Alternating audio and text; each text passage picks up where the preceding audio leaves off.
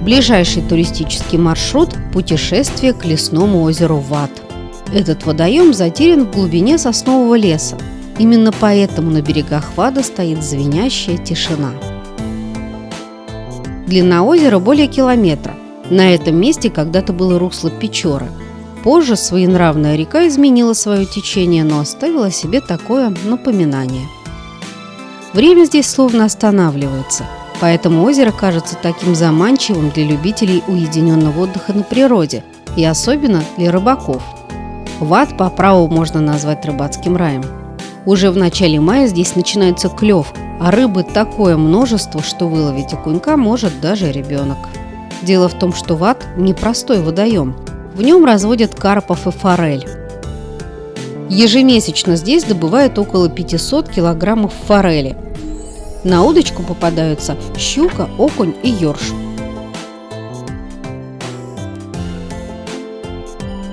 Рыбы здесь хватит всем, обещает арендатор озера, заядлый рыбак и гостеприимный хозяин Анатолий Махун. Это озеро он взял в аренду несколько лет назад и превратил в туристический центр и промысловое место. Таких, как я, немало, которые настоящую природу любят. Не ту декоративную, где очень все там чисто, как там показывают на Западе, где уютно. Нет, вот там, где не ступала нога человека. А тут вам пройти немножко, да, и все, ты в дебрях. Ты уже можешь столкнуться с медведем, можешь с лосем столкнуться. Хотя озеро Вад и считается отдаленным, к нему ведет асфальтовая, а затем грунтовая дорога. На берегу водоема построены бревенчатые гостевые дома. Озеро привлекает не только своими рыбными ресурсами, но и причудами дикой природы. Средняя глубина озера 6 метров. Но по рассказам облюбовавших это место дайверов, на Ваде встречаются впадины до 18 метров.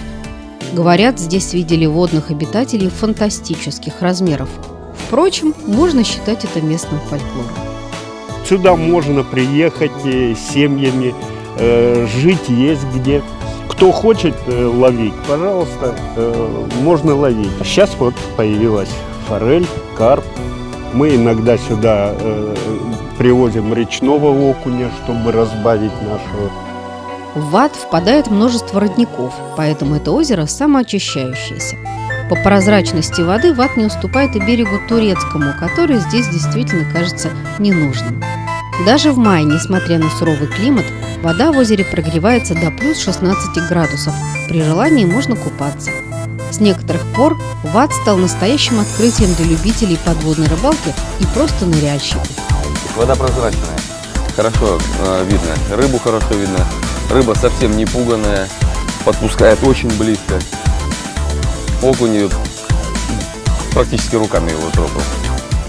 Ему любопытно, он такого зверя первый раз, видать, видит. Ему любопытно. Чуть подальше, вот туда отойди, там уже живет карп. Здесь карпа нету, а там очень много карпа. Около 40 штук точно видит. Карп крупный. Вот такой пример. А вот еще одна особенность Вада – плавучие острова.